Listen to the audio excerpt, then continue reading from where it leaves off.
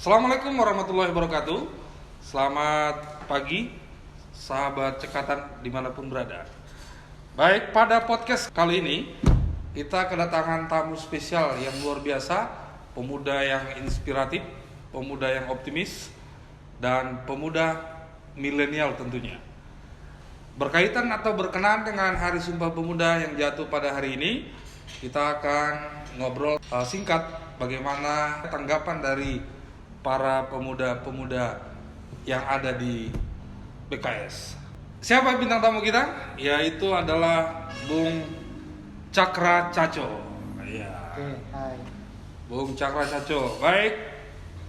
Tentu dari pertemuan ini atau podcast kali ini kita akan ngobrol perihal tentang tema hari ini berkaitan dengan Sumpah Pemuda nih ya.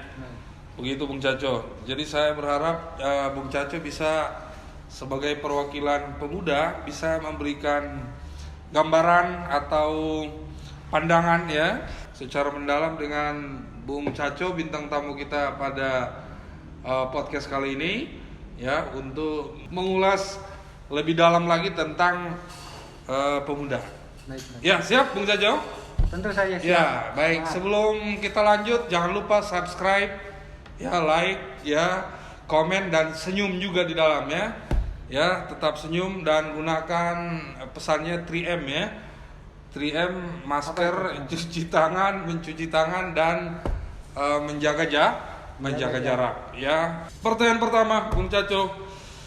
Sebagai pemuda yang di era milenial sekarang, ya, tentu pemuda yang cocok karakternya untuk menghadapi di era yang sekarang, bisa Bung Caco jelaskan nggak ke teman-teman pandangan Bung Caco yang lebih ringan sehingga bisa teman-teman dengarkan pandangan dari Bung Caco tentang pemuda yang era milenial seperti sekarang. Silakan Bung Caco.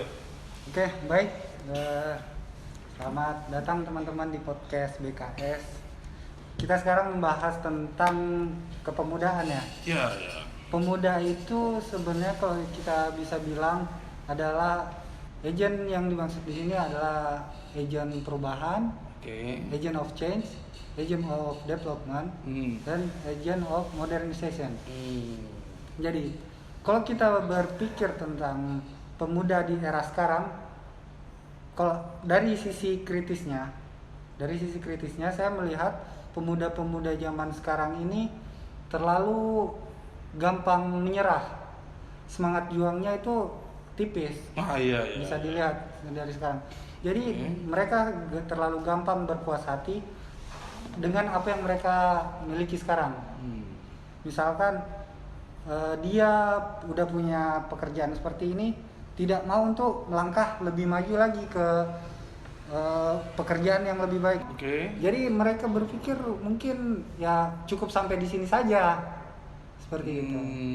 Jadi pesimis lah bahasanya. Bisa dibilang pesimis, atau mungkin mereka tidak melihat sebuah jalan. Mereka tidak melihat sebuah peluang. Sebenarnya peluang itu terbuka untuk mereka, hanya saja mereka tidak mau mengambilnya. Seperti itu. Sebenarnya perubahan yang paling penting itu perubahan pada diri sendiri. Oh gitu, pada diri sendiri. Iya. Jadi bagaimana kita berpikir kritis, critical thinking terhadap sesuatu yang ada pada diri kita. Misalkan sebuah pemikiran pesimis tadi, kalau kita tidak gali, maka kita tidak akan dapat jalan-jalan yang lain. Misalkan peluang mereka bisa melakukan ini, tapi mereka tidak mendapatkan jalan untuk mengembangkan potensi tersebut. Oke. Iya. Bisa. Oke. Jadi dia memang harus gali potensi yang ada ya. Iya. Karena usia ini kan berganti. Di saat pemuda inilah sebagai berperan juga dalam kehidupan ya. Kehidupan baik. Saya pikir saat sekarang sudah banyak ya beberapa pemimpin, beberapa industri yang ditempati oleh anak-anak muda ya. Betul. Saya lihat kafe banyak begitu, beberapa startup itu saya lihat dikuasai oleh pemuda. Kenapa nggak begitu menyebar banyak begitu? Kan kita sudah melihat inspirasi seperti itu. Betul. Jadi di mana kira-kira menurut Bung Caco kok virus menularnya secara positif kok nggak banyak begitu? nah, kembali lagi kita kepada pola pikir.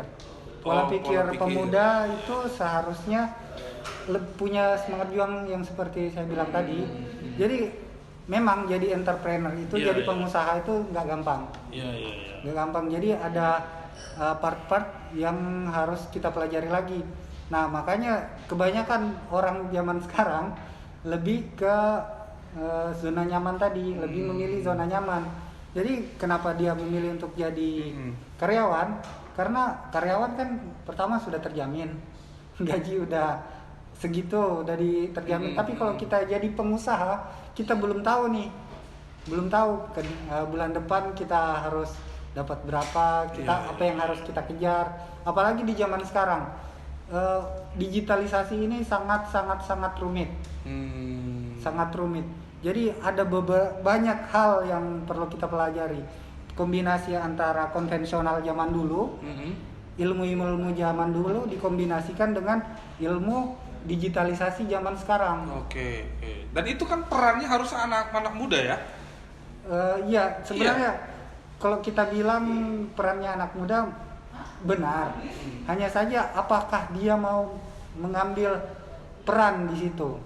Kesempatan itu ya? Betul. Oke. Ya. Saya setuju itu. Saya setuju pemirsa, teman-teman. Ya, memang kita harus mampu dan cepat mengambil peran itu ya. Betul. Karena kondisi sekarang memang apa-apa everything is internet ya. Iya, semua digital ya. Udah digital. Saya pikir ya ini memang kesempatan untuk anak muda ya, memanfaatkan itu ya. Betul. Anak muda ini punya kesempatan yang sangat luas. Kesempatan di waktu, kesempatan ilmu, dan kesempatan teknologi. Kalau sebenarnya ini bisa saja diambil oleh pendahulu zaman generasi old. Iya. Sebenarnya bisa saja, hanya saja kan karena pemuda ini lebih memiliki banyak peluang. Jadi untuk ada namanya trial errornya, mereka bisa lebih banyak lagi. Betul. Seperti itu. Jadi ya tergantung pemudanya, apakah mereka mengambil peran di sini. Oke, pemuda Cekatan dimanapun berada, ya kita harus ambil peluang ini karena saya pikir memang seperti yang dibilang Bung Caco tadi, kita harus mampu menjadi agen-agen perubahan. Kita tahu betul bahwa pemuda itu tentu zaman sekarang ini memiliki peluang dan tantangan. Betul. Kita bicara tantangan dulu deh, ya. Tantangannya saya baru banyak mendengar itu, tantangannya adalah bagaimana kata orang akhlaknya pemuda itu terkikis oleh zaman generasi everything is internet begitu ya. Saya banyak mendengar pemuda yang dulu dengan pemuda sekarang secara katanya adabnya sedikit terkikis, tidak semua sih ya. Yang kedua, bagaimana juga tantangan sekarang pemuda-pemuda harus melek dengan teknologi ya. Harus juga kritis, mau mengembangkan diri. Begitu. Dan banyak hal lah menurut saya bagaimana dia bisa berkomunikasi dengan baik, pengembangan dirinya begitu. Menurut Bung Caco gimana? Ini kan tantangan ini harusnya bisa kita minimalisir gitu pada anak-anak muda di lingkungan kita. Menurut Bung Caco gimana? Jadi benar. Jadi kalau dari segi kualitas dibandingkan antara pemuda zaman dulu dengan pemuda zaman sekarang itu, kalau menurut saya itu sama saja. Oh gitu. Okay. Sama saja. Maksudnya sama saja di sini ada ritme-ritme tertentu yang setara gitu. Kalau di zaman dulu, pemuda zaman dulu mereka tidak melek teknologi. Tapi kalau dari segi etika segala macam itu mereka lebih unggul. Tapi kalau di zaman sekarang dikarenakan mereka terlalu brainwashing, terkena banyak brainwashing, jadi mereka itu lebih meminggirkan lebih menyampingkan sebuah etika dibandingkan dengan teknologi. Jadi mereka lebih mengambil kepada teknologinya, mereka terlalu berpuas diri dengan kemampuannya terhadap teknologi, lalu mengenyampingkan hal-hal penting lainnya. Ada nilai-nilai filosofi yang ditanamkan oleh nenek moyang kita yang harusnya berarti, kita jaga. Bung Caco yakin berarti tantangan itu bisa dilewati sebenarnya? Tentu saja. Ini tentang konsumsi informasi. Bagaimana kita memilih dan memilah konsumsi dari informasi yang kita ambil. Baik. Tentu dari tantangan tentu harus ada peluang juga. Betul. Kalau melihat tantangan tersebut kita bisa lewati, peluang kan semakin terbuka untuk generasi muda atau pemuda-pemuda sekarang, ya. Betul. Industri kreatif mulai sekarang didorong oleh pemerintah. Betul. Begitu. Apapun bisnisnya sekarang adalah bagaimana modernisasi kreativitas, begitu ya. Baik dia jasa, startup begitu dan lain-lain, atau produk yang secara modelnya dibuat lebih kreatif gitu ya. Ini kan peluang sebenarnya untuk anak muda. Kenapa kita tantangan tadi kita nggak bisa lewatin begitu? Betul. Dunia digital dan modernisasi ini membentuk kita pada dua hal. Pertama itu entrepreneurship, kedua adalah profesional. Entrepreneurship, profesional. Kalau kita mengambil jalan entrepreneurship, kita harus lebih cenderung ke mengerti segalanya. Mengerti segalanya, tapi mungkin ya negatifnya kita tidak bisa terfokus pada satu. Tapi kalau kita mengambil sebuah profesional, menjadi profesional, jadi kita misalkan profesional di bidang seperti ini Mas Kurnia, di bidang digital, dia lebih expert di bidang tersebut. Misalkan dia lebih ke manajemen, maka dia profesional lebih belajar di manajemen, lebih cenderung ke fokus ke sana. Ada beberapa tadi catatan kesimpulan. Yang pertama tentu tantangan kita sebagai pemuda, bagaimana kita bisa pengembangan diri. Ya, seluas-luasnya, apapun itu belajar. Manfaatkan kesempatan ini untuk belajar. Yang kedua tentu harus mampu kritis dan memiliki gagasan-gagasan yang konstruktif ya. Begitu ya. Yang berikutnya kita juga harus terus memang mampu berkomunikasi ya, karena memang itu modalnya ya. Kita harus berkomunikasi dengan baik, tetap dengan sikap dan attitude dan aturan-aturan yang baik ya.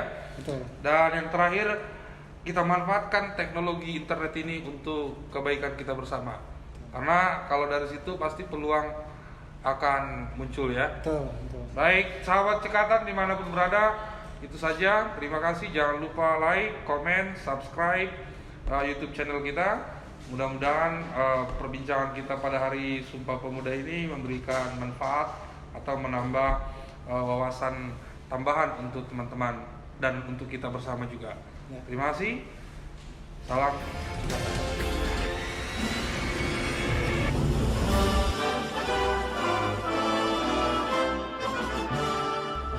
Aku pemuda.